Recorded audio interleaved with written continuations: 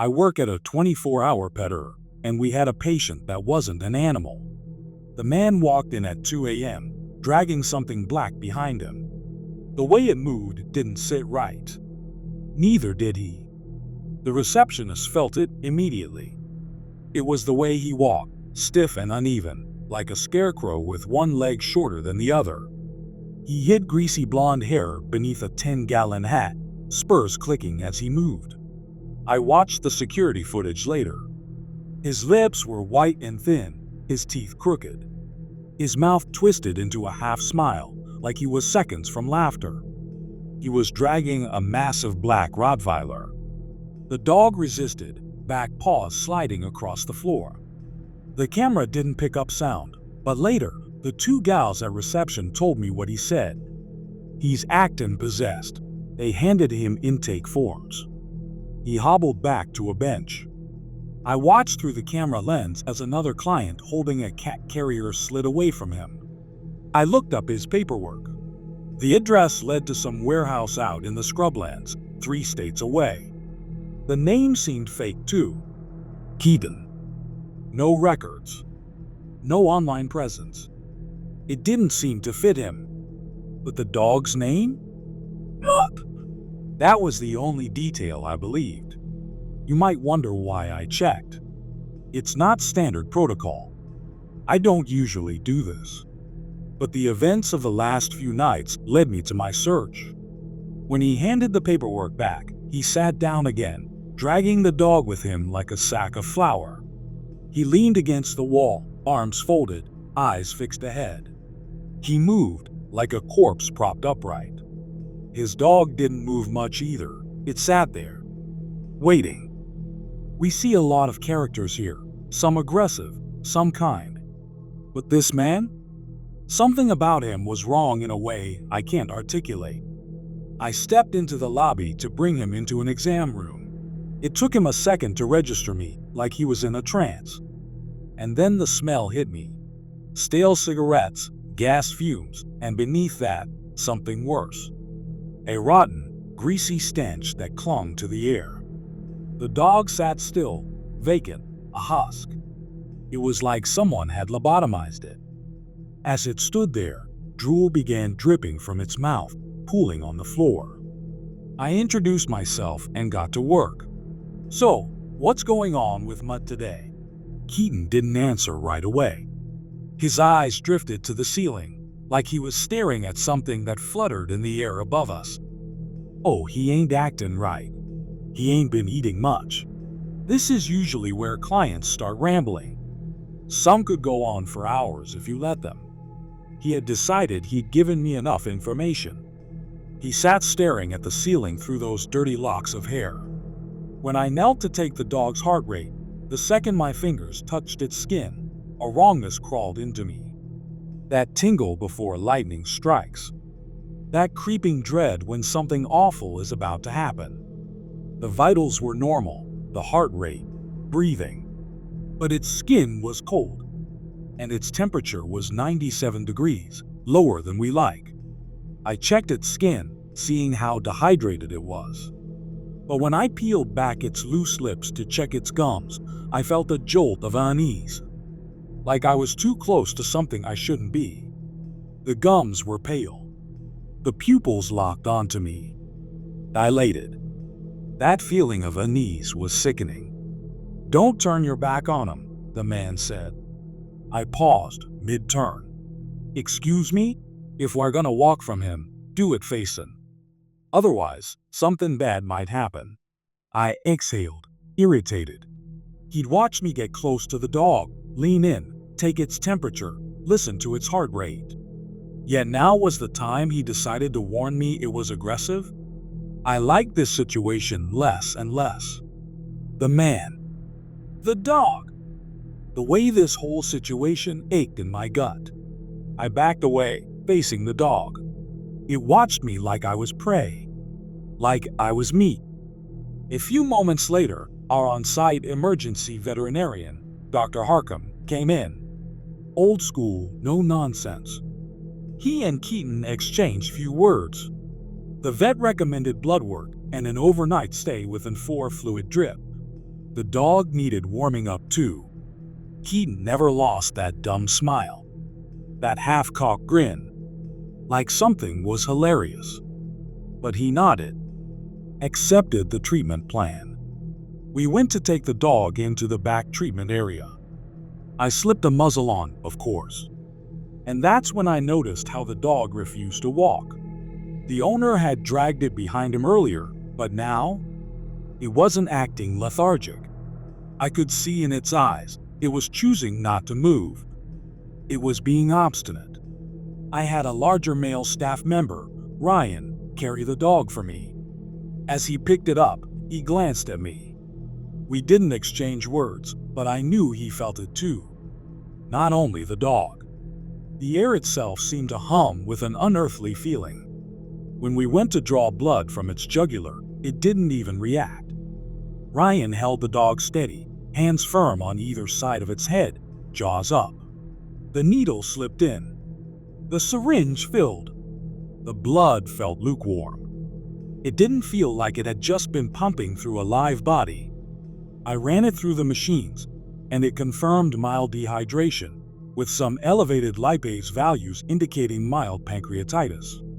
We placed it in a heated kennel, tucked it under blankets, and hooked up the 4 catheter. Keaton was gone, but relief was fleeting. Mutt remained, and with him came something unseen, a presence thick as fog, pressing in from all sides. That was 3 days ago. That night was quiet, rare for an emergency hospital. We had another dog kenneled 2 spaces down from the Rottweiler. It was a cattle dog that had undergone emergency laparotomy. It had been doing fine. Normal vitals. Good appetite. Responsive. 2 hours later, I crossed into the back animal ward to check on it. The cattle dog was dead. It had torn open its own incision. The cone lay discarded. It hadn't just licked or nibbled, it had utterly and completely dismantled itself. Even when coils of intestine unfurled from its abdomen, it kept biting at those guts. The dog had attacked his own innards as if they were coiled vipers waiting to lunge. The dog was in a wet slump, head limp against the floor. The blood ran in bright ribbons, swirling toward the kennel drain behind him. I heard the gentle slurp of the blood sucking down the drain. The kennel was a bloodbath. It streaked the walls, spattered the ceiling. His intestines had leaked a mixture of bile and digested sludge. The cattle dog's eyes were vacant orbs, glistening in the light. I stood still for a moment, taking in the horror, the scope of this violence.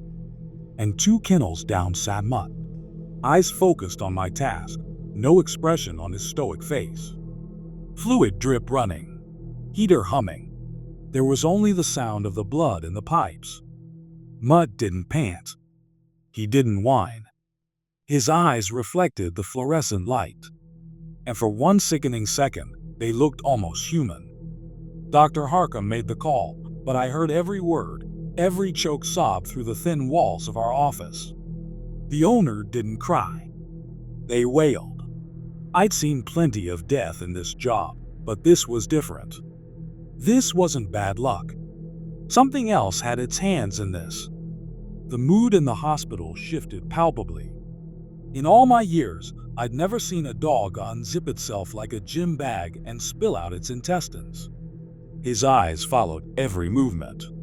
The bloody towels, the mop buckets, the cattle dog-sized body bag, zip-tied and labeled. That night was quiet, but it didn't feel like a break. I imagined I was in a field staring at thunderheads form like warships in the distant sky. That feeling was the promise of something worse to come. At some point, hours after the cattle dog's death, I heard the steady beeping of a monitor from the kennel ward. It was the 4 pump hooked up to Mutt. I didn't want to go over there, but I did. I brought Ryan. We slipped the muzzle over Mutt's head. He didn't resist, didn't flinch, he let it happen. His eyes followed the movement of our hands as we buckled it behind his head. Only his eyes moved. 2 dark orbs. He was digesting the scene around him. It felt like he was learning and listening. The dog had kinked the 4-line beneath its paw. We moved it aside, smoothed it out. That should have been it. A simple fix. But as we turned to leave, the light above his kennel flickered. At first, we saw a slight flicker. It was barely noticeable. Then it sputtered, dimmed, and cut out completely. The kennel dropped into shadow. Ryan and I froze. The only light now was a faint glow from the hallway behind us. We exchanged a glance. Neither of us spoke. Neither of us wanted to acknowledge what we were feeling. The air in the room changed. Heavy, buzzing, like the static before a storm. Then the 2 tube lights above Mutt's kennel flared so bright it hurt to look at them. It popped, then a sizzle. And they died. Everything was silent. Ryan's back was to Mutt. Mutt lunged. It was a surge of violence, even with the muzzle strapped tight. A blur of black as Mutt's body lunged forward. The muzzled face rammed against Ryan's side, smashing into him again and again. Ryan screamed. The dog was silent, except for the mechanical snapping of his jaws, working beneath the muzzle. Spittle flying. Ryan twisted, trying to stand. But the sudden attack had taken him off guard. I reacted without thinking. Threw open the kennel door. Mutt rammed into Ryan again, harder this time. The sheer force knocked him off balance. Ryan writhed around to grab at Mutt. The moment he faced Mutt, the dog stilled. It stood there motionless, bathed in the new darkness. Something was wrong with this dog. Not neurologically. It was something so much deeper. I sensed the calculating intelligence of a predator, but it felt much more malignant than that, like a cancerous tumor spreading quietly beneath the surface of your skin. Ryan and I trembled, shaken to the core.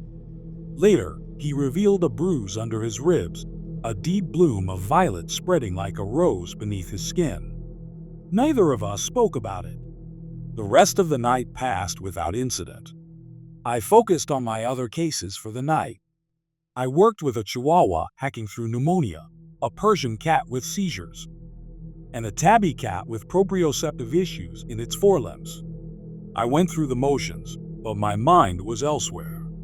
Ryan seemed dazed, like something fresh had broken inside of him. It wasn't the shock, or the trauma, or the fear. It was more profound than that. I left for the night, still unsettled. Ryan didn't even wave goodbye when I passed by.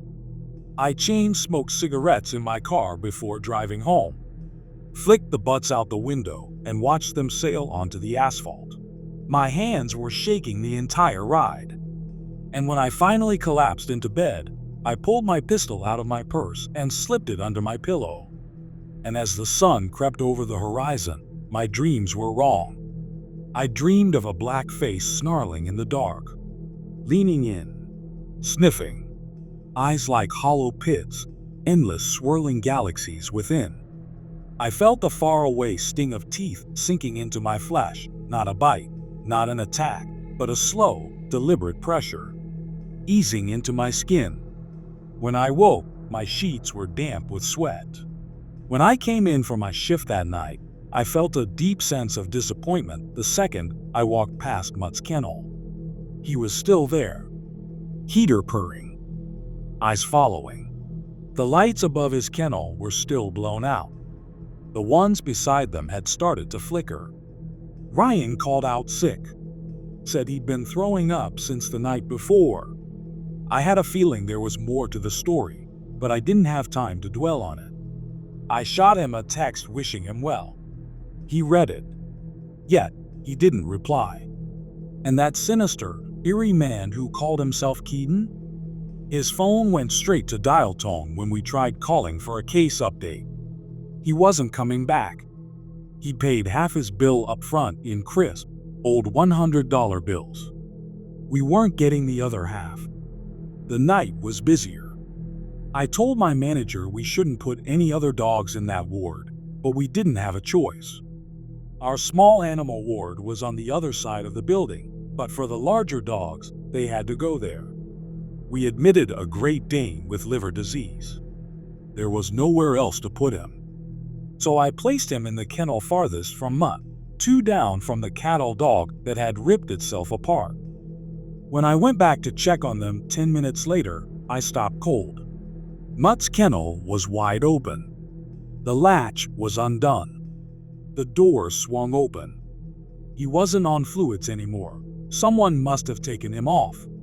There was no beeping fluid pump, and there was no sign of how the door had opened by itself. This part of the facility was desolate this time of night. Mutt was sitting right at the threshold, slack-jawed and unblinking. I shut the kennel, latched it, and then I left the room. I returned with 2 plates of food. Immediately, I felt nauseous. The kennel was wide open again. I hadn't heard a sound, hadn't seen the door move. The only way to unlatch these kennels is with hands, with opposable thumbs. I was certain no one had been back here while I grabbed the cans of food. I slammed it shut again, this time locking it with a makeshift carabiner clip. I slid 1 plate of food under each kennel. I gave low-fat wet food for the Dane and critical care wet food for Mutt. I was walking away when I heard it. A sound that froze me. Not a growl, not a whine. It sounded like someone trying to speak while gargling a mouthful of water, like a deep, male voice gargling on words before spitting them out. It was the sound of a dog trying to talk. I turned. Mutt sat there, silent now. Something tingled in the air. A musical conductor guiding along an orchestra. Because to my right, the Dane had begun to cry. The Dane was the one making these ungodly noises. The Dane's plate of food lay spilled across the kennel floor. His hackles folded back, the Dane backpedaled until its body pressed against the far wall. I watched the Dane's gaze flicker up toward the ceiling. It became immediately apparent to me that the dog was feeling something. A deeply instinctual and inexplicable something. I knew it was feeling that way because I felt it too. When I reached for the kennel door, the crying stopped. The Dane's body trembled, then his whimpering changed. It deepened into a low, eerie sound like a tornado siren, changing in pitch and tone, high to low. Without warning, it stopped altogether. The dog went still. Too still. Gathering itself back to a normal pose. Then, all at once, the Dane began attacking his own leg. Not chewing, not licking, ripping, breaking. These were deep, pulverizing bites. Bone audibly cracked in the echo of the cavernous hallway. Blood spattered the kennel floor. It wasn't a dog in pain. It wasn't a dog in distress. It was something else. This dog was destroying itself with purpose. I couldn't go in there. If I did, he'd likely redirect this aggression onto me. He would send me to the hospital if I tried to intervene. I turned and ran, shouting for help as I sprinted through the clinic. Dr. Harcum and 2 other techs, Angie and Denise, came rushing out of an exam room, the hallway filling with the sound of my frantic screaming. I grabbed a rabies catch pole and beat them back to the kennels. The Dane was still biting, not a rabid and frothing frenzy, but instead an oddly calm and intentional one. The flesh of its leg hung in shredded tatters, tendon and the suggestion of bone beneath. Blood spurted like pulsing shots from a water gun in rhythm with its heartbeats. I slipped open the kennel door and looped the catch pole around its neck, tightening it hard. In a wrenching movement, I maneuvered its head enough to stop it from lunging at its own body. It snapped at the air, frantic, without even a hint of pain or emotion behind it. Then it latched onto the metal pole. Not out of panic, not out of rage, out of a bizarre corruption of instinct. The sound was unbearable, teeth breaking against metal, splintering, shattering. The flesh of its leg was gone. A ragged mess of meat exposed to the air that flapped as it chewed at the metal. I saw part of a fractured canine fall out of its mouth. The catchpole was bloody, dented, but holding firm, withstanding each powerful bite directed at it.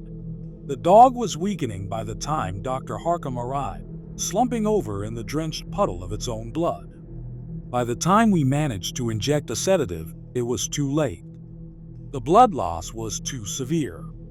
The Dane collapsed to the floor, body twitching, biting at the air. It wound down like a toy with dying batteries, its eyes glazing over before going limp.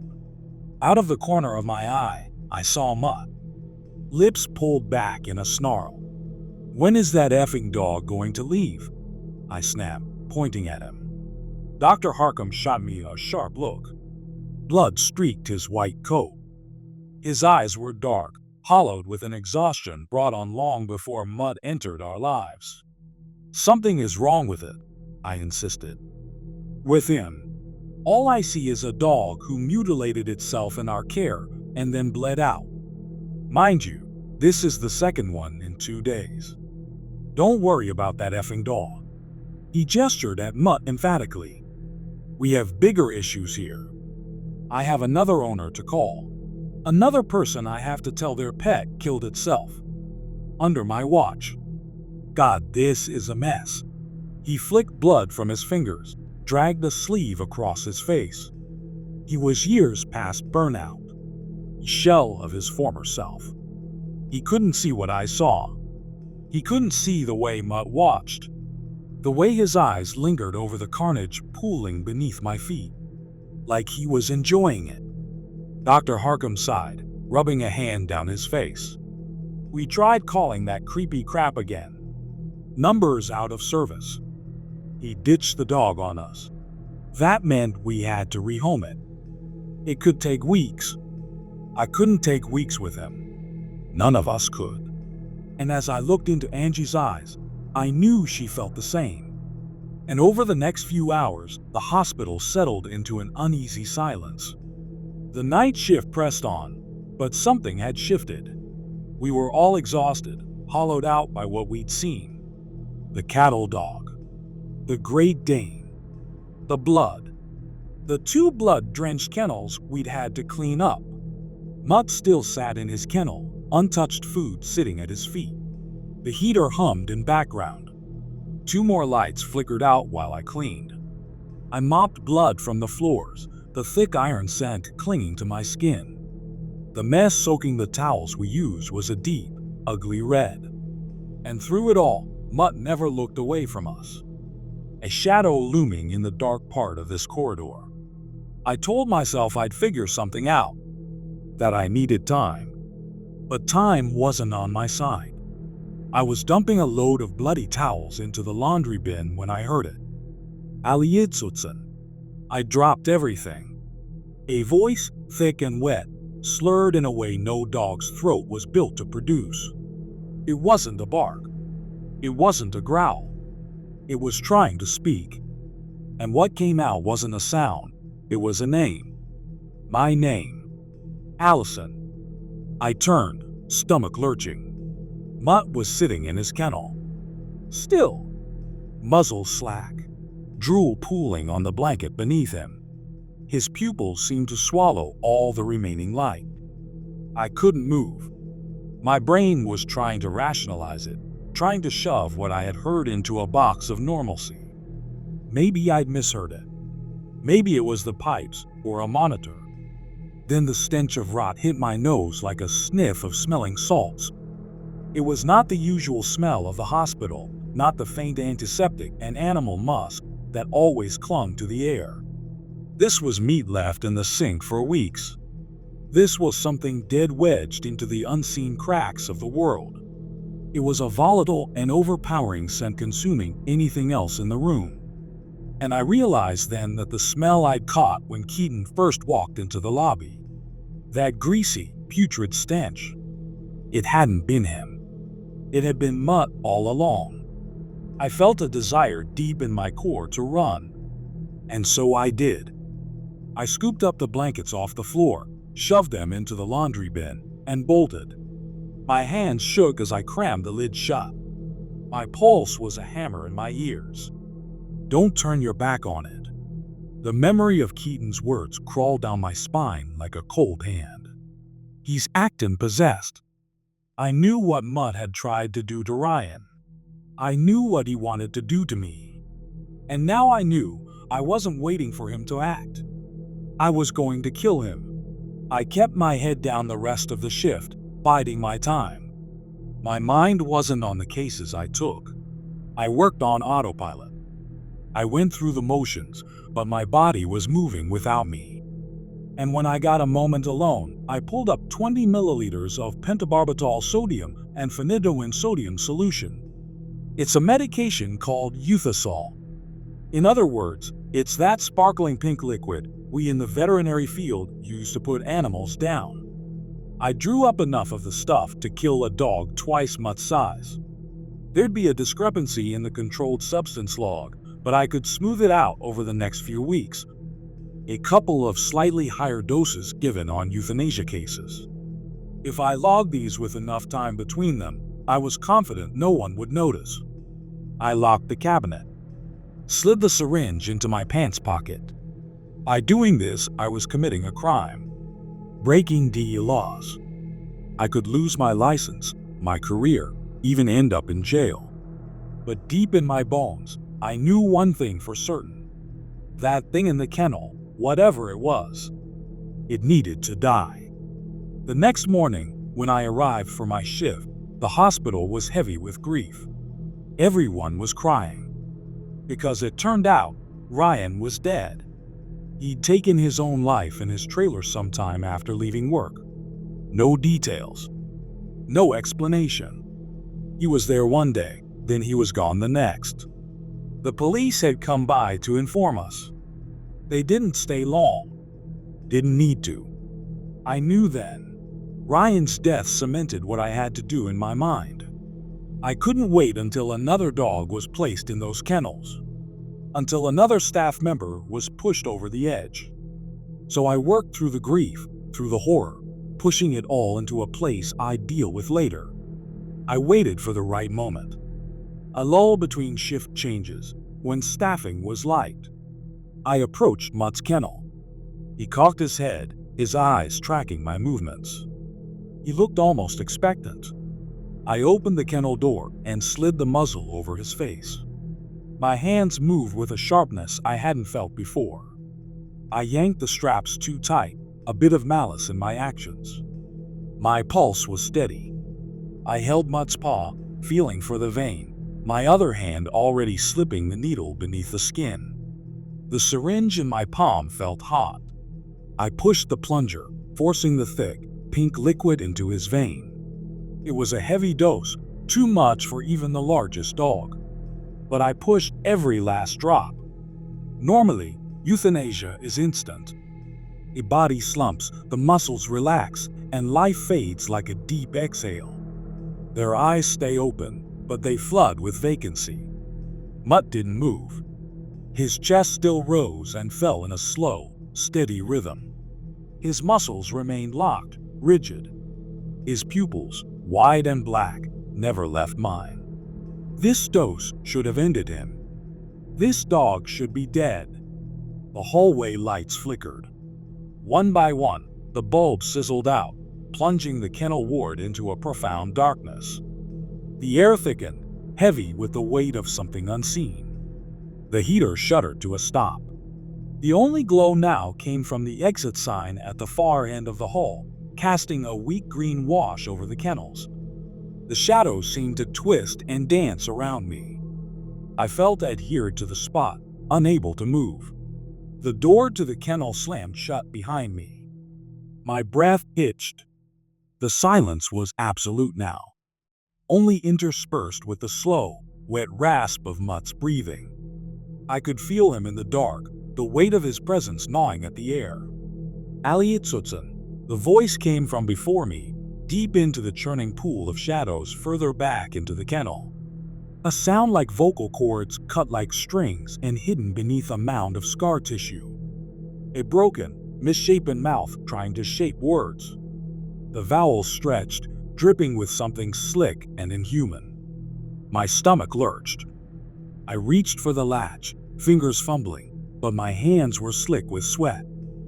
My breathing was too loud. The darkness pressed in. The rot smell thickened, crawling up my throat. Then I felt it. A cold, dead hand closed around my ankle. I choked on a scream. My body jolted as something gripped me. Those jagged fingernails pressed against the fabric of my scrub pants. The air rippled in an electric wash. The sensation of static snapped against my skin. I turned in a single heaving motion and I ran. The kennel door gave way beneath my shoulder, and I burst into the hallway, feet pounding against the tile. Behind me, I heard the kennel door smash open. The sound of paws, heavy and fast, hitting the ground. He was coming. I sprinted blindly through the dark, running my fingers along the wall as I searched for the end of the hallway. When I reached it, my fingers scraped against the smooth wood. For a time, completely unable to find a knob, a latch, my fingers graced only an endless surface. Paws pounded closer behind me. I swear I heard more than one set of them. It almost sounded like a quiet herd. There was no growling, no snarling, no warning, just the rush of movement in the dark. A silent freight train barreling toward me. So I spun, pressing my back against the door. The darkness beyond was absolute, thick and suffocating. The emergency exit sign glowed faint above me, swallowing the building in a weak neon glow. The slap of paws on tile stopped, and I saw the faint outline of a hunched beast. A panther crouched behind brush, seeking out its prey. Breathing filled the void. Slow, wet, and thick with malice. Then, a whisper of movement, so close I felt the air shift around my face. I turned and bolted down the hall. Instinct drove me forwards, without thought or plan. My body simply moved on its own accord. I reached my locker, yanked it open, hands scrambling for my purse. The air shifted. A weight pressed close. I felt it before I saw it. A swirling black hole, yawning open behind me. My fingers closed around cold metal. The grip of my handgun. I turned and I raised the barrel towards the faint figure I could make out in the darkness. And I fired. The first shot lit up the hall like a camera flash. In that brief flicker, I saw him, that snarling grin. The second shot. The third. His body jerked, but he didn't fall. My ears buzzed with each concussive shot. In the green shimmer of the exit sign, I saw that his lips were still curled back in that awful rictus. The sixth and final shot hit its mark. The left side of his skull caved inward, the muzzle of his face blown apart where the bullet had exited. Even in the thin light, I saw how his jaw sagged open, how that tongue flopped out limp. And even as he fell, his head twitched. A violent, unnatural snap of movement. A thick, wet pop echoed. He swayed. Then, finally, he collapsed in a heap all at once. I stood there, gun trembling in my hands, ears ringing. The darkness still pulsed around me, thick and heavy, pressing in from all sides. Then, footsteps. Shouts. Voices. Someone grabbed my arm, yanking me back. The lights flickered, buzzed, then flared back to life. And for the first time, I saw what I had done. One shot had buried itself in the tile. The rest had hit him. Mud lay on his side, his head a ruin of blood and bone. His chest rose once, twice. Then he went still. The bite muzzle was missing. He must have pulled it off somewhere during the chase. I didn't move. The hospital swarmed with police. I don't know who called them or when, but they arrived fast. A slew of questions. I registered almost nothing in my haze. They took me into the back office, my hands still shaking, my ears still filled with phantom echoes. I knew exactly what I had to say. I knew how to frame it. Self-defense. My Uncle Philip was a defense attorney. He talked shop often with me on our fishing trip outings together. So I knew a little more than I let on, and I managed to play my part well. And so, the police let me go. We wrapped, bagged, and stuffed Mutt in the freezer, awaiting cremation. And I took time off work. Spent a few days in silence, trying to erase the memory of that voice. Tried to ignore that palpable sound of my name in some twisted, malformed mouth. As you likely imagine, it didn't work. The phone rang on the morning of my scheduled return to work. It was a blocked number. Part of me knew the call was coming, as irrational as that sounds, and so I answered. Slow, shaky breathing filled the line. Then he began to laugh. Like everything that had happened to me was a hilarious joke.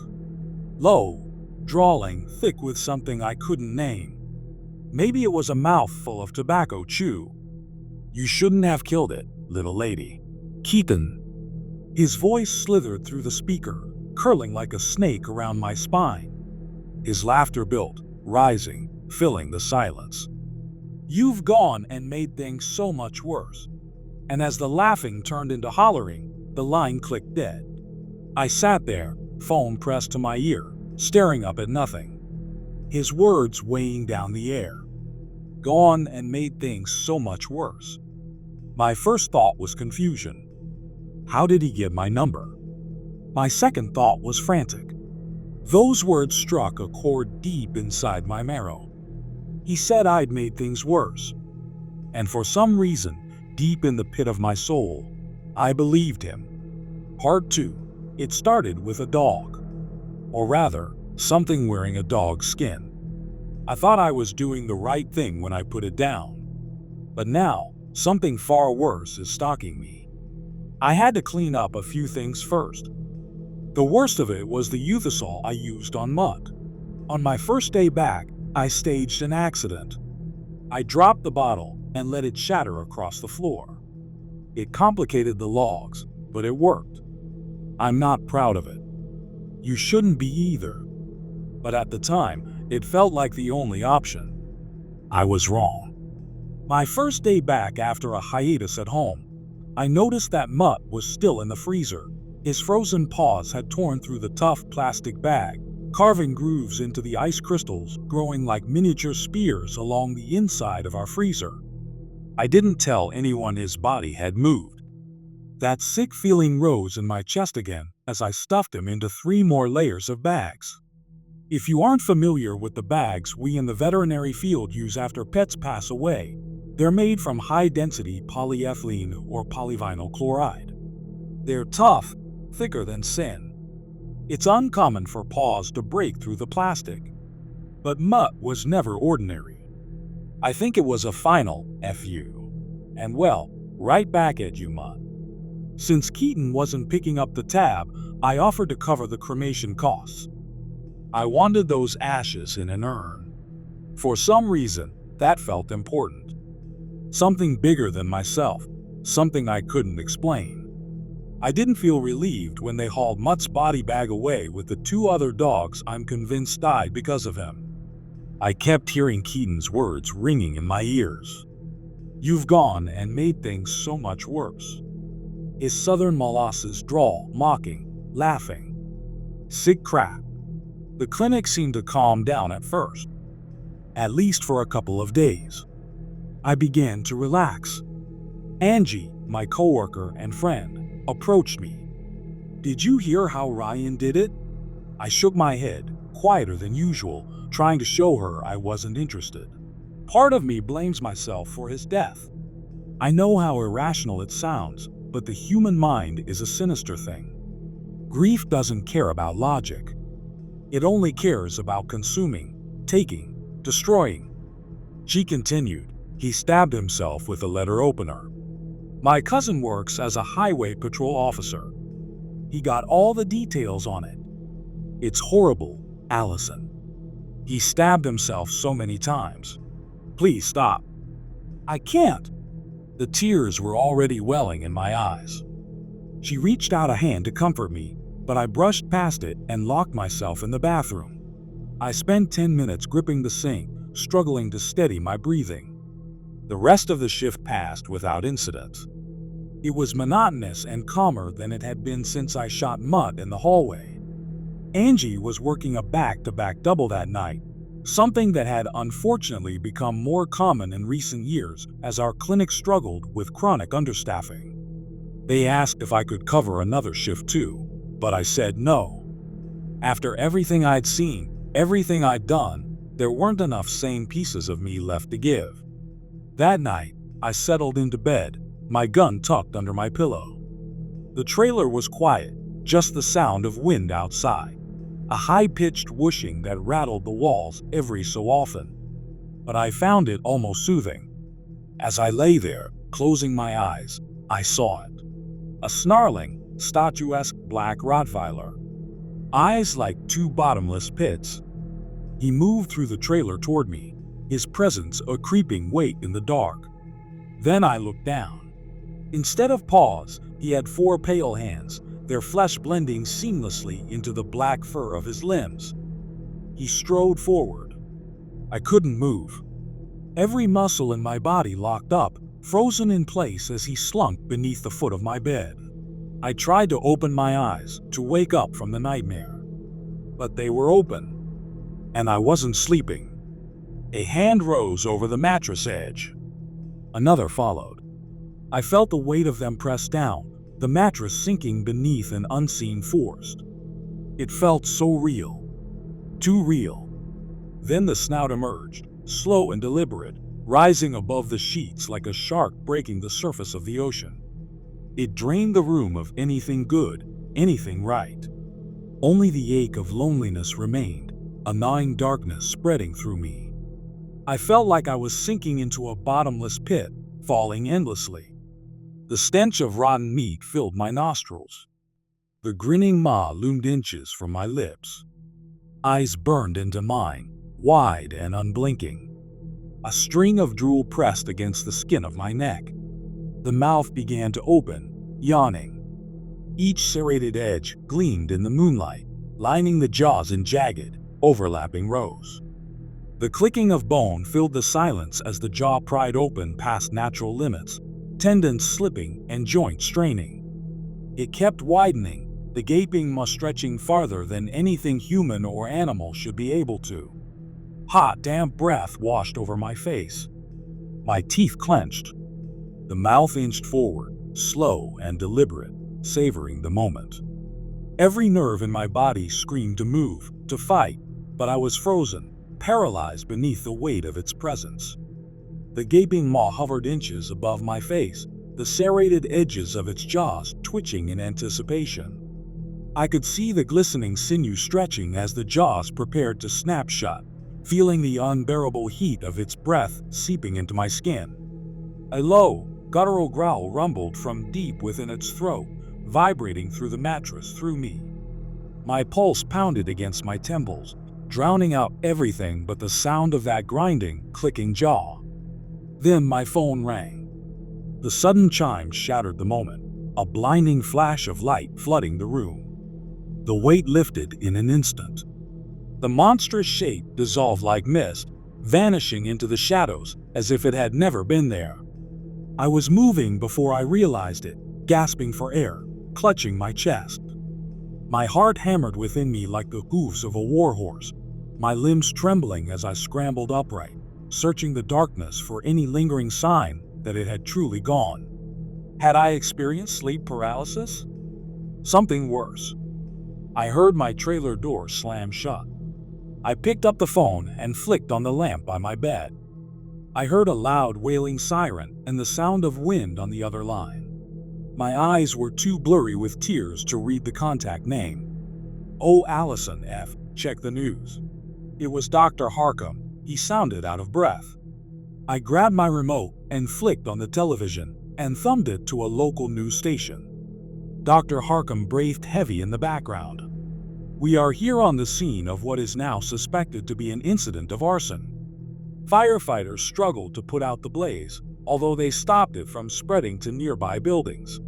I felt the world glaze over. I watched a team of yellow-clad firefighters picking through the cinders of my old workplace. God, half the roof was slumped in. The place was licked with flames. I recognized little pieces of a much larger puzzle, smashed and burned. I still clutched the phone to my head as I watched the firefighters pick through the ruins of an intimate part of my life. It was gone. Just like Ryan. Angie, she didn't make it out. Dr. Harcum choked out a sob. A man who I'd worked with for years and had never seen shed a tear before began sobbing on the other line. This was a 60-something ranching vet who didn't take crap from anyone, a man carved out of the New Mexico dirt, tougher than the rest of us. And he was crying. I steeled myself, choking back my tears. Angie had been a friend, closer than Ryan. She'd burned to death in that building. What happened?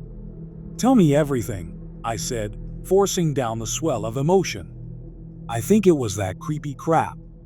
That blonde mother effer Keaton. We were working the shift when a container of gasoline with a lit rag was tossed through the back window into the doctor's office. It engulfed the place in flames in seconds. We lost some patients too. His voice wavered, struggling to stay steady. I don't know who would do that. Why? What did we ever do to that inbred piece of crap? So senseless. God, I told the police everything. This was beyond them. Beyond what the police could understand. I'd sound insane if I told them everything. Even after I'd blown Mutt's jaw apart, I had omitted so much from my statement. Keaton didn't need a motive. He felt like it was ancient, a force of chaos that existed only to sow pain and reap a harvest of blood. He didn't need a reason, Doc. Not to drop off that monster. Not to burn down our clinic. He wanted us to suffer. He wanted to watch us die. Dr. Harcum was silent for a moment, my words hitting him like a blow. I have to go, he finally said. The police need a more detailed statement. Be safe, Allison. The line went dead. Another victim. Angie, gone. Another life swallowed by the plague of tragedy I couldn't begin to understand. My hand trembled, not only from the horror of what I'd experienced, but from the weight of everything I'd lost. From the thought of Ryan's brutal self-destruction. Some creeping apocalypse had wandered into my life, and it was clear now it intended to stay. I couldn't sleep again. I didn't even try. My phone buzzed with texts from friends, family. One missed call stood out. My old friend Joe. Navajo Joe, we used to call him, always with a grin. He'd just laugh, that handsome, tough son of a B word.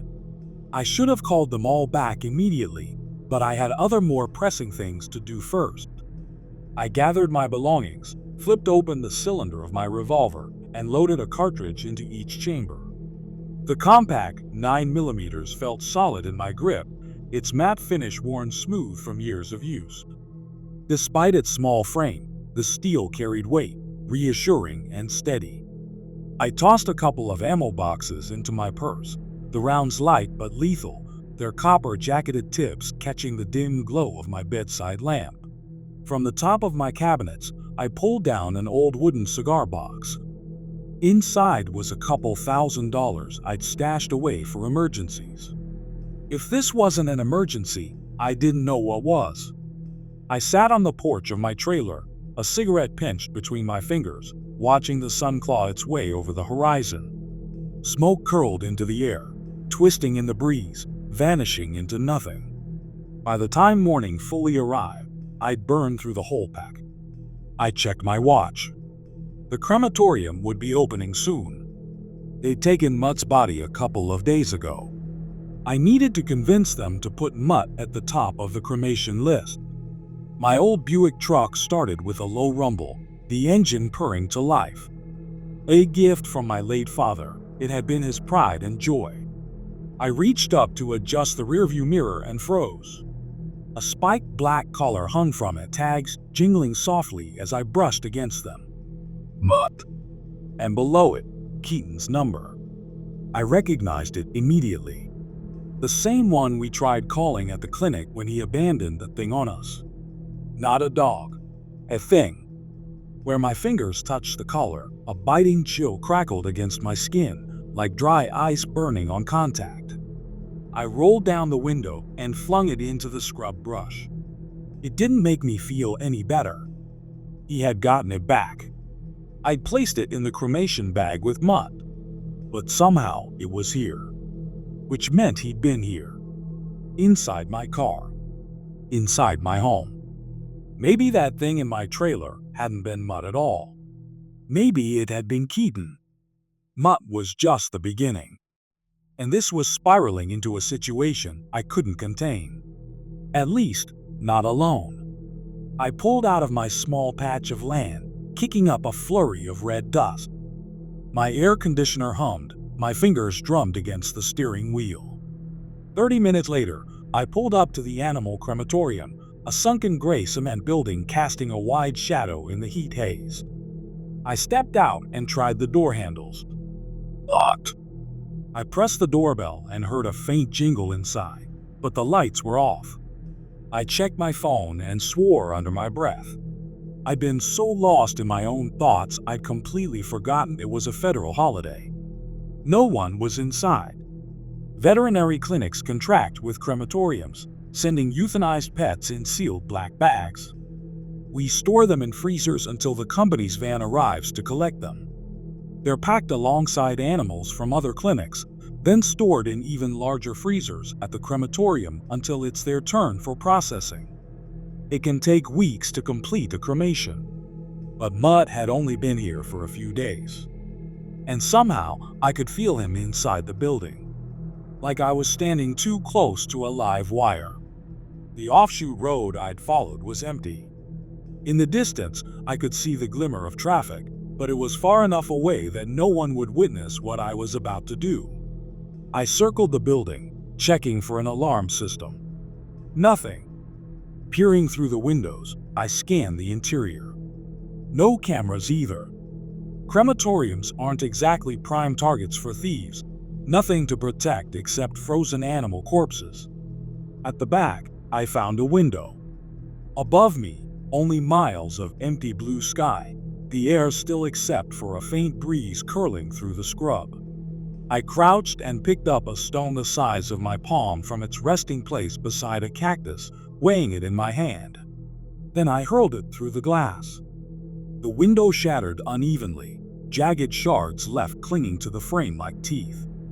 I found a stick nearby and used it to knock away the worst of them before pulling myself up and climbing through. Glass crunched beneath my boots as I landed inside. The rock I'd thrown had skittered across the floor, coming to rest far across the room. The space before me stretched out like a cavernous warehouse. To my left, 4 massive crematorium units, metal doors dull in the dim light. To my right, an entire wall of freezer units stood silent and still. Steel girders loomed overhead, casting long, skeletal shadows against the walls. It felt like I had walked into a place I wasn't meant to be. Like intruding in a place that had been waiting for me. The silence wrapped around me, thick and uncertain.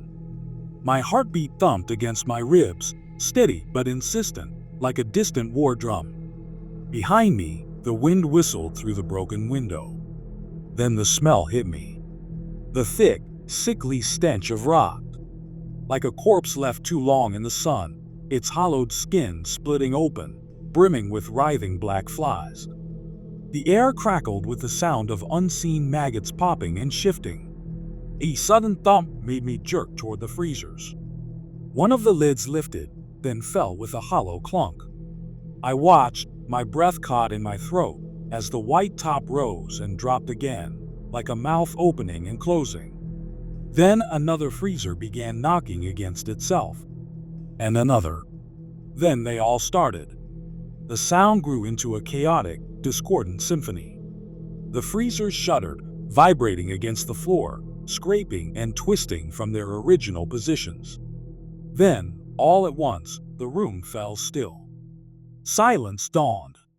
Then, with a deafening crash, the first freezer that had started thumping was hurled 10 feet across the floor. It flipped onto its side, metal screeching as it scraped across the concrete, body bags spilling from the burst seam. It slammed into one of the crematorium units, the impact tearing the freezer door clean off. The lid skidded across the floor, crashing into the wall with a metallic clang. And in the middle of the wreckage lay the triple-bagged corpse I recognized all too well. What? His body was rigid, frozen stiff inside the thick layers of plastic. The paws pressed outward, twitching. I heard bones grinding, joints twisting, the sickening sound of something forcing itself to move when it shouldn't. The stiff limbs pushed against the plastic like a baby kicking from inside the womb. I felt eyes on me, burning pupils watching from behind. Shadows stretched and shifted in my periphery, but I couldn't take my gaze off the thing in front of me. The dog I had shot. The one with the caved-in skull. The one I had pumped full of euthanasia solution. The one that had been locked in a freezer for days. I spotted a square-point shovel leaning against one of the cremation units, caked in ash. I grabbed it, feeling the rough handle bite into my palm, and charged forward. I swung it down with all the force I could muster. The first strike split the thick plastic, sending frozen chunks of flesh spraying across the floor. Mutt's ruined head tumbled free. His frost-glazed eyes caught the dim light, and his shattered lower jaw smacked against the concrete, twitching. It was too frozen to bite, too stiff to do anything but thrash in mindless, spasmodic movements. My pulse thundered in my ears. The wind outside howled through the broken window, its pitch rising into something shrill, almost human. The shadows behind me deepened. I swung again. The shovel blade carved through tendons, severing the spine at the neck. The paws inside the torn body bag spasmed, clawing at nothing. I kept going, hacking away at the frozen flesh until the head detached completely with a final, sickening crunch. The wind howled louder, but I could sense that it wasn't only the wind behind me anymore. I turned. Keaton.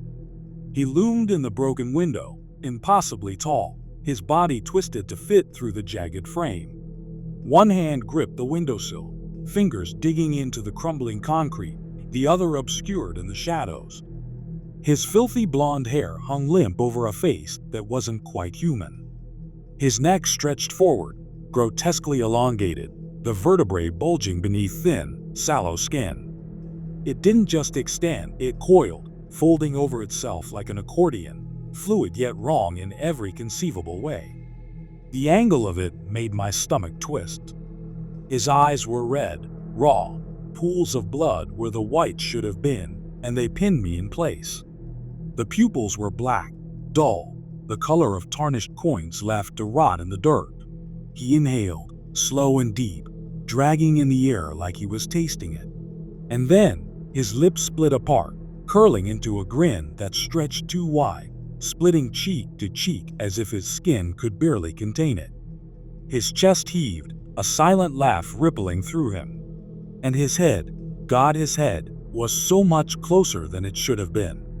His clicking, sinuous neck had stretched impossibly far into the room, casting a long, warped shadow that swallowed the space between us. Mutt's body writhed behind me, flopping against the concrete like a fish without a head. The sickening smacks echoed through the cavernous room, each one more desperate, more wrong. I backed away from Keaton, slow and deliberate, my pulse hammering in my ears. He didn't speak. He just breathed, deep and slow, savoring the moment, drinking in my fear like it was red wine. The wind whispered through the broken window, stirring the air between us. Then his other arm rose, unnatural in its movement, the elbow joint clicking as it bent at a disturbing angle. His hand curled around something, lifting it up like a prize. At first, I couldn't make sense of it. A dark, matted thing, limp and swaying slightly. Then I saw how his fingers had sunk into it. His middle and ring fingers were buried deep in gaping eye sockets. His thumb screwed into the crown of the head like he was gripping a bowling ball. The realization hit me like the blare of a car horn on a pitch-black road. A head. A human effing head. The jaw hung slack, twisting from side to side with every minute shift of Keaton's grip. Blood clung to the torn skin in slick, wet strands. I knew that face.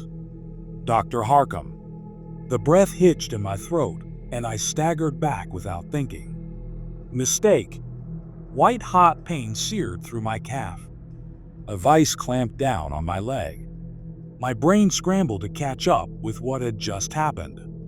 I looked down. Mutt's severed head clamped onto my ankle, his mangled jaw locking in place. Torn flesh barely held the structure together, but the grip was unrelenting, teeth buried deep. Pain flared through my leg, hot and immediate, the pressure tightening like a rusted bear trap. Keaton laughed. The sound curdled the air, high-pitched and jagged, warbling between something human and something that had never been. His entire body quivered with the force of it, his grotesquely long neck arching like a bridge, vertebrae rippling beneath stretched, paper-thin skin. The ridges of his spine pressed outward, shifting unnaturally, jutting like knuckles ready to crack. I swung the shovel down on Mutt's head, the impact shuddering through my arms. His jaws only clamped tighter, and I felt a fresh rush of warmth as blood trickled into my boot. Gritting my teeth, I pried at the head like opening a clamshell, peeling it from my leg. It took a strip of fabric and flesh with it as it crashed to the floor. Snarling, I wedged the shovel between its upper and lower jaw, pressing down with my full weight. Bone splintered, the jaw cracking apart with a sickening pop as the lower half disconnected completely. Keaton howled with laughter. It was a riot to him. He shook with it, body convulsing, that awful neck writhing like a snake. I swung the shovel sideways, aiming straight for his grinning face. But before it could land, his neck snapped back, recoiling too fast, retreating into the night. The shovel flew from my hands, clattering against the wall with a metallic clang. He lingered in the window, looming, watching, waiting. Shouldn't have killed it. You started something you can't finish, little miss. Should have let it feed until it was done. Then I'd have picked it up. His voice rasped like a snake's hiss, slithering into the space between us. His head retracted, impossibly smooth, that too long neck drawing back into the night. His hand peeled from the windowsill, talons scraping against the concrete, leaving behind deep gouges in the stone. Behind me, the thrashing body stilled. Silence settled, thick and suffocating. I didn't dare turn around, not yet. I braced myself, waiting for the inevitable. For Keaton to slip back in through some unseen opening, to drive those jagged fingernails into my spine, to tear into me with his yellowed, animalistic teeth. But nothing came. My breath left me in a shudder. My body screamed for me to move, but the lingering presence of him made my muscles coil tight, every nerve waiting for the strike that never landed. Finally, I forced myself to turn. Mutt's body lay still. Whatever had been animating it, twisting it into something beyond death, was gone now. For good, I hoped. I limped toward the nearest cremation retort, my leg throbbing with every step. My hands trembled as I fidgeted with the loading door. It clunked open, the hinges groaning, and I slid the roller tray out. Mutt's head went in first, his detached lower jaw following. His body came next, heavier than it should have been, dead weight sinking into the metal. The pain in my leg flared, sending hot sparks of agony shooting up my thigh, but I bit down against the pain and shoved him all the way inside. Fumbling with the control panel, I pressed the buttons, praying I got the right sequence. The burners roared to life, the chamber flickering with searing orange light. Heat pulsed outward, warming my skin as the fire licked at the corpse. I staggered away, limbs shaking, and made my way to the office break room. The drawers rattled as I tore them open, my hands shaking too much to be precise. Gauze, scissors, bandages. I grabbed everything I could, then hobbled back to the retort. Collapsing beside it, I pried off my boot, wincing as blood dribbled onto the floor. The sock beneath was soaked, the fabric clinging to my skin. I exhaled deeply, then reached for the scissors, snipping my pant leg above the wound before peeling it away. The damage was worse than I thought. Blood pooled in the puncture wounds, the torn flesh already darkening with bruises that spread outward like shockwaves from each ragged tear. My calf throbbed in time with my pulse, sharp bursts of pain radiating up my leg. The bites might have been deep enough for stitches, but I didn't have time for that. The jeans had saved me from the worst of it, though the shredded fabric clung to my skin, soaked through. I pressed gauze against the wounds, wincing as fresh blood welled against the white cotton. I wrapped a compression bandage around my leg, tight enough to slow the bleeding, but not enough to cut circulation. Antibiotics or lidocaine would have been a blessing. I could have stitched it myself if I had to. But a crematorium didn't exactly keep medical supplies on hand. I leaned my head back against the wall, exhaling through clenched teeth.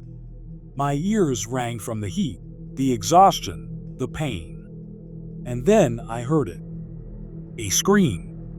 Distant. Warped. Twisting through the air like the high-pitched wail of logs splitting in a fire. I turned toward the retort viewing window. Inside, Mutt's body writhed as the flames engulfed him. The hairs curled first, blackening before catching fire, the flesh peeling away in layers. His limbs twitched, shuddering, the last vestiges of unnatural life refusing to die easily. The stench of burning fur and charred meat turned my stomach. I forced myself to watch as the thing that had haunted me was reduced to nothing more than a skeletal frame. Eventually, there was nothing left but black soot clinging to the glass.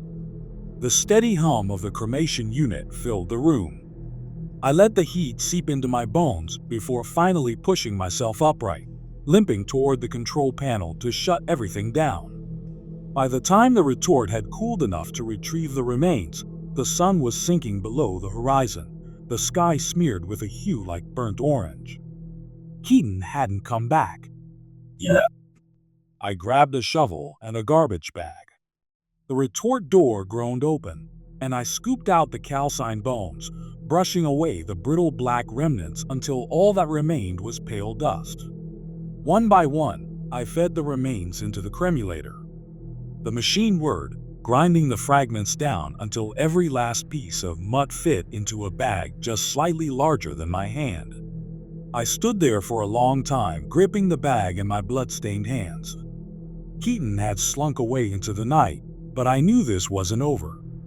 I thought about Ryan, Angie, the dogs, my clinic, reduced to nothing but cinders and ruin. I'd lost so much in just a few weeks. Too much. Half my life was gone in an instant. I felt too hollowed out to even cry. Ripped out of my life in an instant, no rhyme or reason to it. He could have killed me. Easily. He was toying with me, like a cat slapping around a finch with a broken wing, each swipe landing harder than the last. Soon, I reckoned he'd start biting. I gritted through the pain as I pushed the freezer back into place, the weight of it straining against my injured leg. Plugging it back in, I reloaded it with black body bags, setting the torn-off lid back on top like a makeshift seal. The air reeked of blood and freezer burn, and of the dust blowing in from outside. I found a broom and a mop, doing what I could to clean up my blood and mutts, which had thawed into a dark, congealing slick on the floor. It wasn't perfect, but it was enough. Stepping outside, I checked both ways. Nothing but dirt and desert weeds stretching into the distance. The silence out here wasn't comforting, it was heavy, pressing down like a held breath. The dread never left. Sliding into my car, I turned the key. The engine rumbled to life, a sound that grounded me, if only for a moment. I set Mutt's bag of ashes on the passenger seat, staring at it like it might start moving again. Then I saw something in the footwell. Something round. Hollow sockets where fingers had pressed deep and firm. Dr. Harkham's head. A parting gift. Bile rose in my throat, but I swallowed it back, forcing my breathing steady. I'd had a tough life growing up. I knew how to push things down, bury them deep. I grabbed an old jacket from the back seat and tossed it over the round heap. At least I didn't have to look at him like that anymore. Then, I did the only thing I could do. I called the one person who might be able to do something about this. The only one who might be able to pull me from the riptide I was drowning in. Joe! My buddy from high school. I hadn't talked to him in years, but I'd missed his call this morning. That had to mean something. The dirt road stretched toward the main highway as I drove, my hands gripping the wheel tighter than they needed to. He picked up on the second ring. Allison. Thank God. Tears welled at the corners of my eyes. God, Joe, it's been so long. I saw the news. I know you worked there. I had to see if you were okay. Joe, I need to talk to you.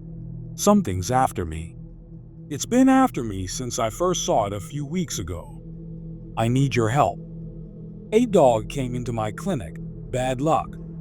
Thing turned the building into a slaughterhouse without so much as a blink. Silence.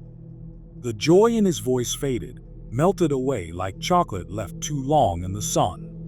Outside, the sky burned with the last light of day, the sun dipping toward the edge of the world, flaring one final orange goodbye. That's not just bad luck, Allison. That's something else. Something old. That's bad medicine. Joe clicked his tongue, the same way he used to. The sound hit something deep in my chest. A crack in my ribs I hadn't noticed forming until now. I should have called him sooner. Maybe things would have turned out differently. Maybe not. You got my address? Come down to the res. I'll make sure they let you in. His voice was steady, familiar. Safe. He gave me directions, the Navajo reservation a couple hours to the southwest. I've got some ashes too, I said. My fingers tightened around the small bag beside me. I cremated his dog. The one he brought into my clinic before all this crap went south. Joe went quiet for a moment. Then, softer this time, not a dog. He didn't elaborate. Not anymore. A sharp, blistering pain grabbed my calf. I sucked in a breath, my legs shivering, nerves screaming as if a white-hot blade had been pressed into my skin. I yelped. Allison? Joe's voice sharpened. The pain spread like fire, radiating from the bite wound, sinking deep. My pulse hammered as I clutched my leg, fingers pressing into the fabric of my jeans, but nothing stopped the burning. Then, from the darkness of the footwell, something shifted. A wet, gurgling croak. A jaw working.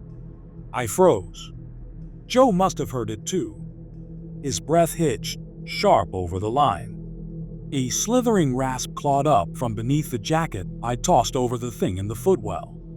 The sound of dry lips parting, of a raspy voice speaking through a mouth that shouldn't be able to talk anymore. His voice. Eliot's own then. My breath stilled inside me. A hollow, empty space opened in my chest. Keaton. He was talking through lips that didn't belong to him. Lips that once belonged to Dr. Harkham. The weight of his amusement pressed down on me, thick and choking. A grin curled in the dark, unseen but felt. The voice slithered through, dripping with something close to excitement beneath the folds of my jacket on the floor. Slightly muffled, but clear enough to hear. I'm really starting to enjoy this game. Part 3. I drove away from that animal crematorium in a blaze of rubber. No other cars were outside, so I have no idea how Keaton had gotten there. Did he walk? I never heard a car idling or an engine starting up. The sun had set, and that made me feel a deep seething sense of unease. Like the miles of surrounding red rock and highway were out to get me, out to hurt me. Dr. Harcum's head still rolled around beneath my jacket, but the ventriloquism act had stopped. I should have tossed him out into the desert, but that didn't feel right. A man who I'd worked with and grown to care about. He had a temper, but so did I. That's why we meshed. God, his poor wife, his poor kids. I felt like Joe might know what to do with the severed head sitting in my passenger footwell. Joe had tried to call back, but I didn't pick up. I had a sneaking suspicion that Keaton was listening through Dr. Harcum's ears. I drove along a cut of dusty road for almost an hour before I saw a rest stop. I saw the needle crawling towards empty on my gas gauge. I didn't want to stop, but I had no choice if I wanted to make it to the res. I pulled off the highway and saw an old pump stop that was desolate. A single produce semi-truck sat in the parking lot near the diesel pumps. The overhang lights looked like an oasis in a sea of dull black pitch. I settled into a pump and tossed a few more items of clothing down on top of where Dr. Harcum's head stayed. I heard a low chuffing sound beneath the layers of fabric. I ignored it. I needed to focus, to observe my surroundings. I stuffed Mutt's ashes into my purse alongside my pistol. I passed by a grizzled, overweight trucker sitting in his driver's seat, watching me cross the sidewalk. I wandered into the gas station and grabbed an assortment of jerkies, energy drink cans, and a steaming cup of coffee. Not road trip snacks, just things to keep me alive, thinking through the night. To keep me surviving until dawn. A scrawny early 20s burnout sat with his feet resting up on the countertop.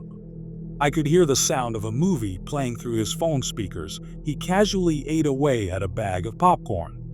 The coffee tasted burnt, metallic. The lights flickered overhead like they weren't sure they wanted to be on. 40 on pump 6. I said, sliding my assortment of items across the counter. He didn't say a word, just clicked away at the register with a hand absent-mindedly. I slipped him a handful of 20s, and he tore his eyes from the phone long enough to pour change into my hand. I left without a word. I crossed below the blanket of light cast by the overhang shining down on pumps. I stopped walking when I turned over and saw that the semi-truck was empty. A wrongness crashed down around me. An all-encompassing feeling of doom. I surrendered to the feeling. I didn't walk towards the truck, didn't go to investigate. I had an idea that's what Keaton wanted me to do. What he was waiting for me to do.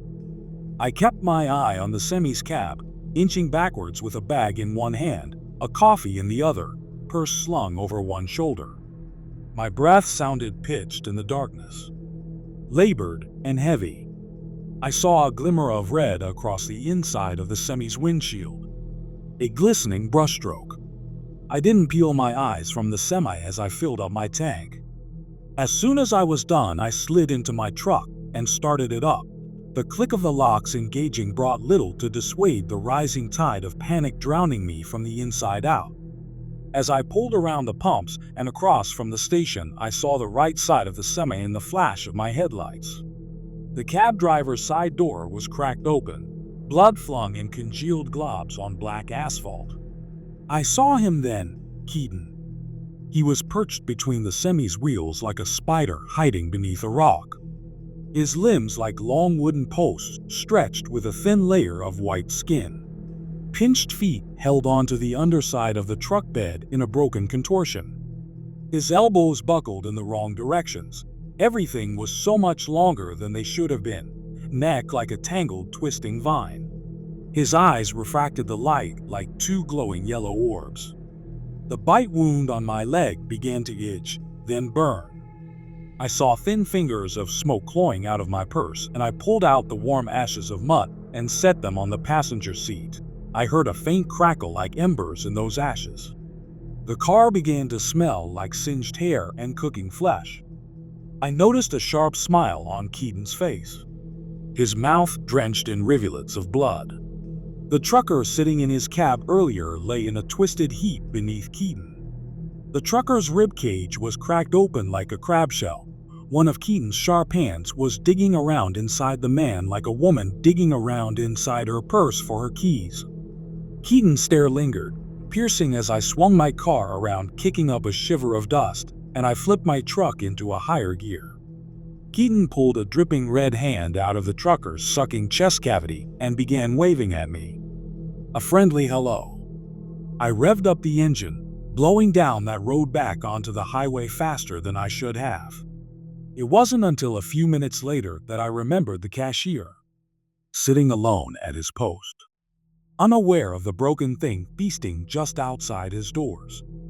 God, I hope it didn't come after him next. I thought about calling the police, I really did. But God, I had a severed head in my car. I couldn't get involved with the police. They'd have asked for info I simply couldn't provide. The head of Dr. Harcum was letting out a low drone in the footwell as I tore forward down the highway.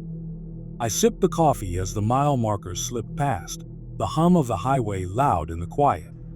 The head in the footwell let out a faint groan under the jacket. I hit Joe's name on my screen and waited. He picked up on the second ring. "Allison," he said. "You still breathing?" "Barely," I said. "I can't talk long. And I can't say much." Not out loud. A beat of silence. "It's with you?" "Not him. But it's listening." I brought something I probably shouldn't have. "I think it hears through it." "All right," Joe said, calm but clipped. "Just talk around it. I can follow. I'm heading your way. Should hit the basin in a couple hours, give or take." "We're setting up now," he said. "Called in a medicine man named Desba. He knows that old stuff. Said what you told me last time was a bad shadow. Said that thing you shot might have been a mask. Not a real dog." "It wasn't a dog," I said, my voice wavering just a hint. Joe exhaled through his nose. I could picture him standing outside his truck, wind tugging at his sleeves. Oiled gator skin boots kicking at the weeds. We set the line near the arroyos. You'll see it before the road curves west. Cedar, ash, pollen. Desba's been blessing it himself. That thing steps through, it'll feel it. Might even stop it. I'll drive through. I'll lead it in." He paused. "You sure it's still behind you?" "No," I said. "I'm not sure of anything. Except it's not done with me." His voice dropped. "Allison, if that doesn't work, we've got a backup plan. If it follows past the ridge, lead it to the trailer up on the hill. It's mine. Go in, make sure it follows, then slip out the bathroom window and shut it behind you. Locks from the outside. You won't see anyone, but we'll be in position. My cousins are posted nearby. Desbo will be with us." "Good." Another silence passed between us. The kind that holds everything neither of us wanted to say. "I don't know what this thing is, Joe," I said finally. "But it's not a man. Not anymore." "I figured that much. I hate that I'm leading you into this, Joe." He chuckled. "I'd do anything for you, Ollie. Just hate it took something this awful for us to reconnect." I winced. I should have reached out sooner. But time has a way of slipping through your fingers. "You sure your people are ready for this?" "No one's ready for something like that. But we've dealt with worse than dogs wearing skin." "Joe." I felt a tear streak down my cheek. For the first time, it wasn't an unkindly shed tear. "I know. Just get here. We'll take care of it." I stared at the horizon, where the last light had slipped away hours ago. The jacket in the footwell twitched, and a low, warbling breath rattled through the fabric. Listening. Clicking teeth together. "Soon," I said. "Just keep the fire burning." I hung up. The road stretched on for miles. I fought the pull of sleep, guzzling caffeine and chewing jerky to stay alert. I was flying toward a violent conclusion. Keaton felt drawn to me, like I was his muse and he the artist. Maybe it was because I killed Mutt. Maybe something deeper. Some unseen thread tying us together. He killed my friends and coworkers. He beheaded the vet I worked for. Burned down the clinic. Even murdered a trucker just to send me a message. This was more than cruelty. This was personal. A few miles out from the res, I saw a wash of blue and red lights behind me, followed by the chirp of a police siren. If my sanity were a spool of thread, it was unraveling fast. This night felt like a nightmare unfolding slowly, like a dress billowing on a clothesline. I pulled calmly to the side of the highway, though my heart thundered in my chest.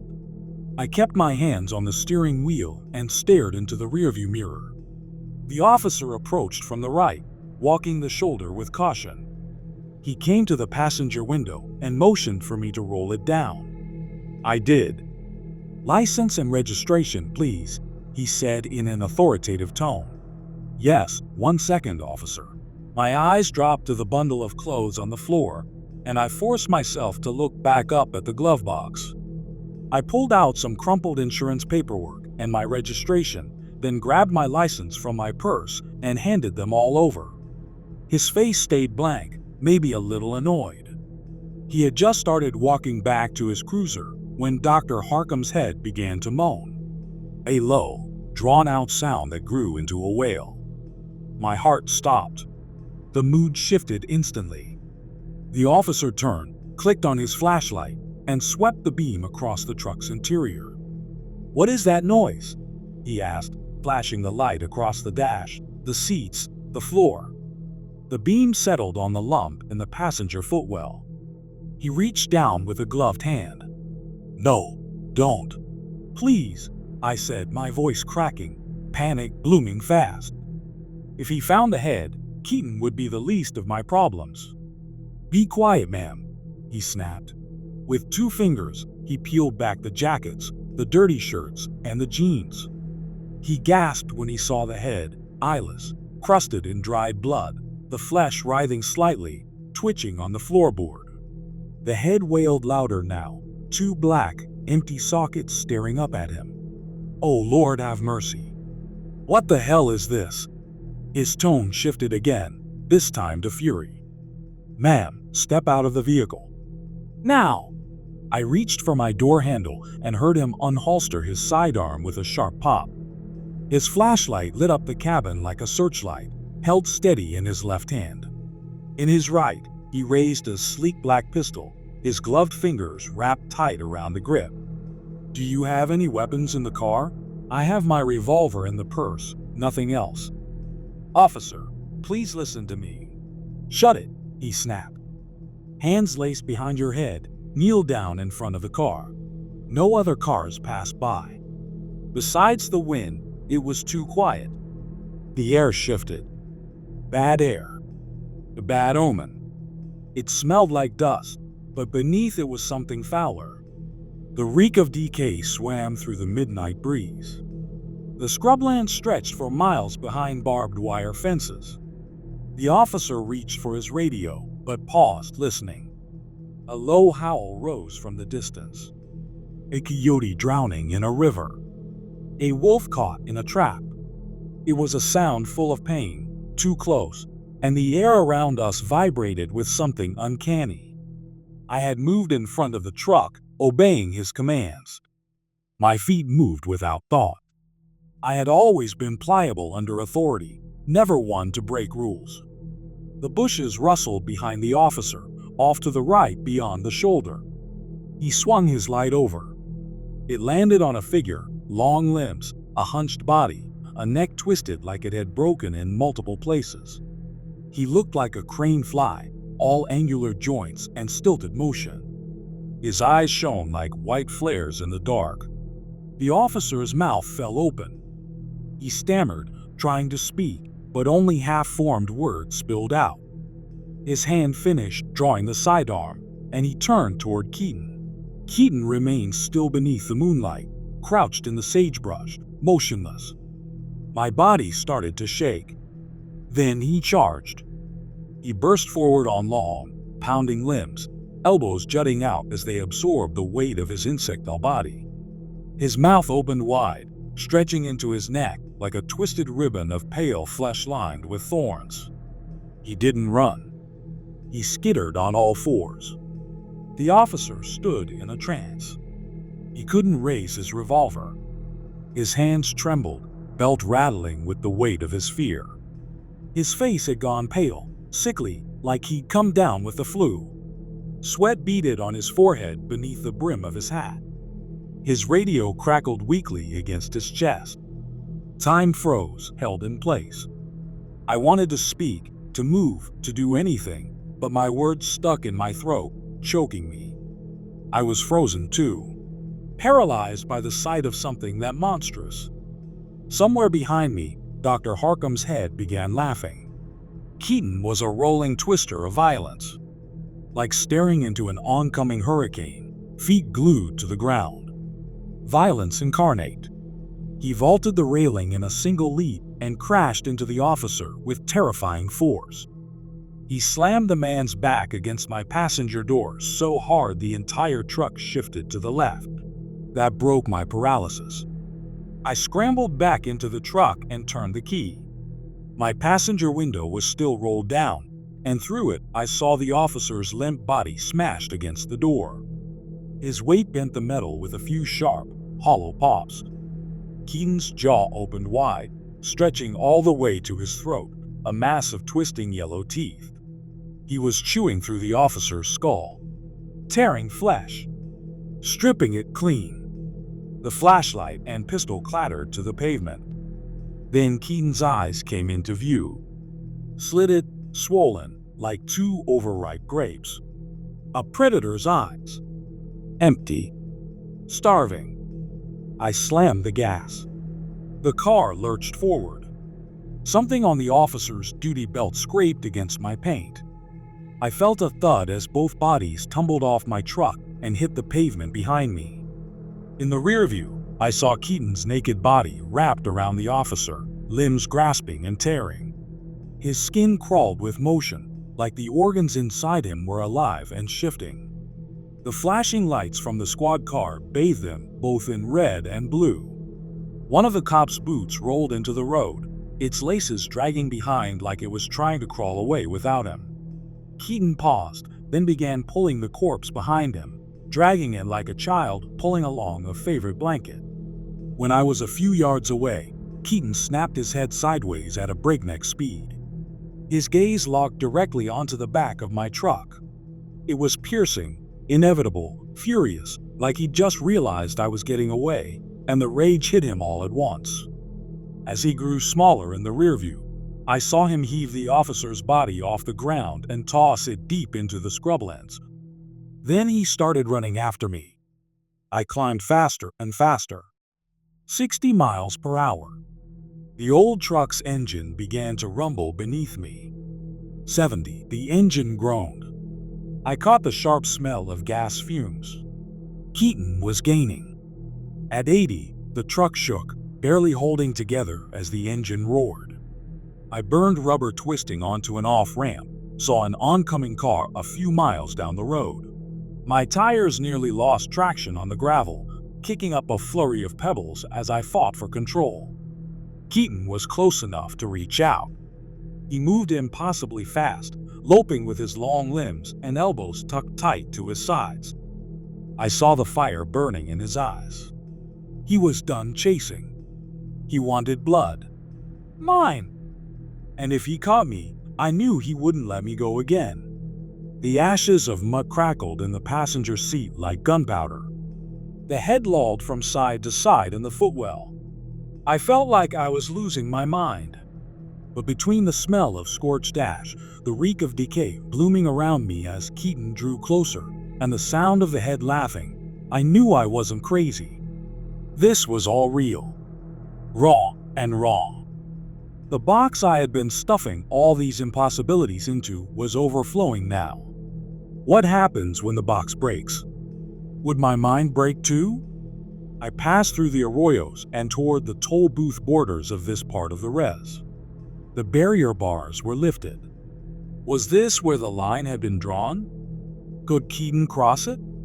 He was halfway up the roadside, nearly level with the side of my truck. He wasn't looking ahead. His neck was twisted toward me, his body pounding forward with a mindless kind of purpose. His mouth hung open, eyes wide. Behind me, Dr. Harcum's head shouted with laughter. The engine rattled with speed. Keaton was so close I could smell death. I could see the dried blood of so many victims caked across his twisted, nude body like a suit of crimson armor. Right as I crossed the border barricade, Keaton veered sharply to the left. I watched him clear the fence and crash down in a heap, thrashing on his back like an insect, arms curled toward the sky. The head stopped laughing. The ashes stopped crackling. I slammed the brake pedal to the floor. Keaton writhed.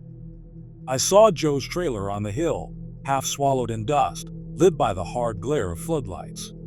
I focused the headlights on him. His thrashing slowed, then stilled. My tires thumped over uneven ground as I crept forward, heart burning like a live wire. I stomped the gas, aiming to crush him beneath the weight of the truck. But he leapt at the last second, sprawling across the roof and smashing through the back windshield in a burst of glass. I flung the car into reverse. One tire crunched over his leg. For the first time, I saw pain in Keaton's eyes in the rearview. I clenched my teeth until my jaw ached. Keaton clung to the frame, screeching. He yanked and pulled, his foot pinned like a plank beneath the tire. I slammed into drive. He flew backwards off of the car, his limb bending and snapping like a brittle branch. As I climbed toward the hill, I saw him rise again on all fours. One leg was twisted into broken segments, the foot dragging unnaturally across the dirt. And still, he came after me. But now, there was a break in his stride. He was slower. He was wounded. And if it bleeds, it can die. At least, I hope so. I rounded the rise. The area was desolate. Not a soul in sight. I hoped that was part of the plan. I prayed it was. I slid my car into park on the ridge and pulled the parking brake. Behind me, I heard the pounding of hands on earth, getting closer with every second. Keaton landed on my roof with a thud, the metal buckling under his weight. Then he threw himself forward, vaulted over the hood, and smeared blood across the windshield as he rolled and hit the ground. He stood facing me with those reptile eyes, blocking the way to the trailer. Its door was wide open. I pulled the gun from my purse and pointed it at him. He tilted his head, and I felt my muscles tense. I wasn't pulling the trigger. Something inside me was pulling against it. I fired once. The bullet missed him entirely and buried itself into the trailer wall. Keaton charged. I dropped the pistol and ran around the car. He roared as his broken ankle slammed against the dirt. He scrambled onto the roof again, and I ducked to avoid a swipe from his hand. The spot where mud had bitten my ankle throbbed, and the pain lit sparks behind my eyes as I flexed and pushed through. The body will break itself to escape death, and the mind, drowning in adrenaline, becomes a weapon. But he was feeling it too. The adrenaline. His nervous system was short-circuiting. His mouth opened like a wilted flower, tongue flicking through the air. He was tasting something. Could he smell Joe?